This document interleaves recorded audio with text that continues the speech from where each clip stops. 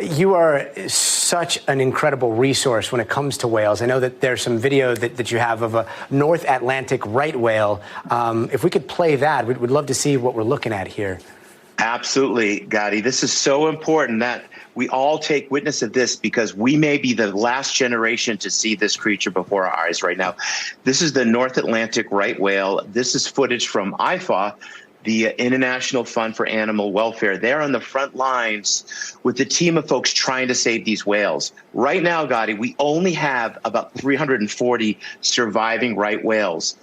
This year, the population is about to collapse, flip to what could be extinction, because they only produced 11 living calves. They're on the brink of disappearing. You can see right now in that footage, Gotti, one of the reasons that why they're disappearing. It's ghost nets. They get entangled in fishing line, and they suffer tremendously. They also get hit by ships when they wander and migrate into shipping lanes. So those factors, along with climate change, is driving this species to the brink of extinction, and we may lose it within our lifetimes. 11 offspring for possibly the entire species. That is a terrifying thought. Thank you so much for bringing us those images. Jeff Corwin, thank you for everything that you do. Great. I want to move on to another issue that you're incredibly passionate about, which is the North Atlantic right whale. You say we are at this now or never moment in trying to save this species. Tell us what you mean. Absolutely, John. It's so serious right now. The North Atlantic right whale, its population, this species has begun to collapse. This year, we only had 11 surviving offspring. It should be triple that. So there's a group right now, it's called IFAW, the International Fund for Animal Welfare. They have a research vessel called Song of the Whale. They also, not far from here, they have the Marine Mammal Rescue Center. Them, along with the team from NOAA and all these other research and conservationists, have discovered that this species is about to disappear. Why? Well, they migrate up, John, from Florida up into Canada waters. They do that. They come up here to feed. And as they're migrating their way up, they give birth, they reproduce in Florida, they come and feed in places like Nova Scotia off of Stellwagen Bank. They're getting hit by container ships when they migrate into shipping lanes. They're also getting entangled in fishing gear. So you're looking at footage right now. This is a whale that's actually entangled up in ghost net and fishing gear, and it takes Herculean efforts. It's actually very dangerous to try to free these entangled whales. But when you're so endangered, when you're so close to disappearing, every one of these whales matters. Another challenge they're facing, John, is when they go to Canada and when they head up to Maine, the Bay of Maine is the fastest warming body of water on the planet. So that means they come here to eat, and they have to work so much harder to fill their bellies. So you add up the climate change, the entanglements with nets, and the shipping lanes, this creature is in a world of hurt. But it's not too late. If we were to act now and really focus, we have a very good chance of saving this remarkable species. What are the 2 or 3 most important things to do now? So the most important things we can do is make sure we're getting those ghost nets out of the water. We work with our friends in the fishing community. You know, I actually commercial fish in the summer myself, but you know, the fishing community, they are our allies and they're our partners to this success.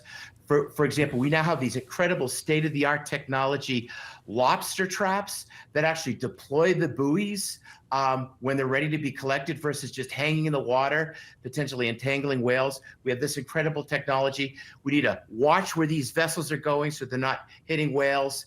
In parts of the country, like in the South, boaters, both recreational and commercial, need to slow down.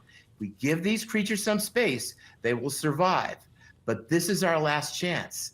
And in the end, we will all pay the price if the incredible, majestic North Atlantic right whale becomes extinct. Amen to that point. Jeff Corwin, thank you for your time. Important insights. Appreciate it. Thank you, John. Let me play some incredible video. You're familiar with it. You shared it with us. This is of North Atlantic right whales. They're off the New England coast, apparently on the verge of extinction, Jeff. I mean, you can see one of them here that's caught in fishing nets. I mean, look at that. So many of these whales are out of existence now. They've been caught. How many are there? What's endangering them? I mean, I'm guessing a lot of the threats human caused, right? Whether it's global warming or run-ins with fishermen and boats. What's this about? What's happening?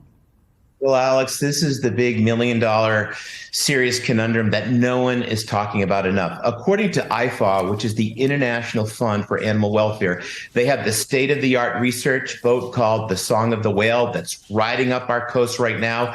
They've got a research station and a marine rescue center right off the tip of the Cape. Them with their partners like NOAA have discovered that this species has now collapsed. It is on the verge of extinction. No. Alex, 340 survive, and they produced only 11 offspring this year that are surviving. That can't allow this species to carry it in the future. Why? What's happening?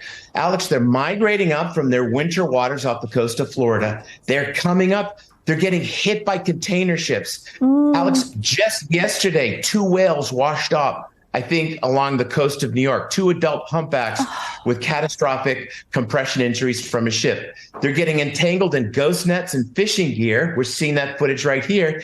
And the cherry on this extinction Sunday, Alex, is they get to Maine. Maine is the fastest warming body of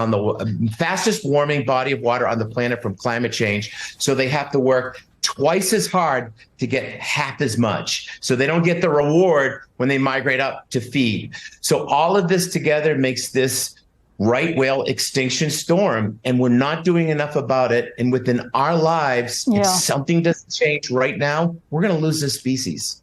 Yeah, and Jeff, I know that your team has captured quite a bit of dramatic video, one specifically that we're going to show in just a moment. Here it is, showing some of these issues that we are facing in our oceans. This is this dramatic North Atlantic right whale entanglement. That's the footage we're seeing. Tell us about this. Describe to us what is in this video, and then how climate change, and then, of course, pollution, just the trash we're seeing in our oceans, is impacting these sea creatures. Yes, Savannah. So you're looking at some very dramatic footage. This is from IFAW, the International Fund for Animal Welfare. Their partners includes the National Oceanic Atmospheric Administration, NOAA.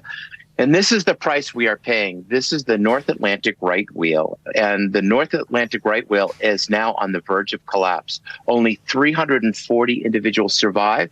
Wow. They only produced 11 surviving offspring this year. So what's impacting them? Well, they migrate, literally these waters right here, they migrate their way up from the south to the north. IFAW has a marine mammal rescue center right here off the Cape. They also have this incredible research boat known as the Song of the Whale. And them, along with global research partners, have detected that these animals are getting entangled by ghost nets and fishing gear. You talk about plastics. We collectively have put, and this is a mind-boggling figure, 363 billion pounds of plastics into our ocean. Some of this plastics, like nets, entangle these whales. They get to the Bay of Maine, they cannot feed because that ecosystem is crashing. The other challenge they face is that as they're migrating up north, they're getting hit by boats, by container ships. All of these factors is driving this species to extinction. You mentioned fishing. So around the world, we consume about 150 million tons of fish every year. A day like this, Jeff, is a day to raise awareness so that we can figure out what we can do differently. We have less than a minute here, but what are your top tips for people to make the world better and to make some changes? So, for example, with the North Atlantic right whale, we have now state-of-the-art strategically deploying lobster gear that can make a huge difference. Changing those lanes, those shipping lanes, just a little bit will give these whales the space they need. Reducing our plastics makes a big difference. And we see that recovery works. This water behind me at one time faced incredible conservation challenges. It's now one of the cleanest bodies of water on our planet. because of good regulation and good conservation. So it's not too late. But that moment is now to save our planet's oceans and to save creatures like the North Atlantic right whale before we lose them. A great example behind you there that we can actually make a difference. Jeff Corwin, yeah, I'm going to go fishing in about 10 minutes. All right, enjoy. Good luck. We wish you the best, Jeff. Yeah. Thank you so much for joining us. Thanks for the work you're doing. Wow, My so pleasure. important.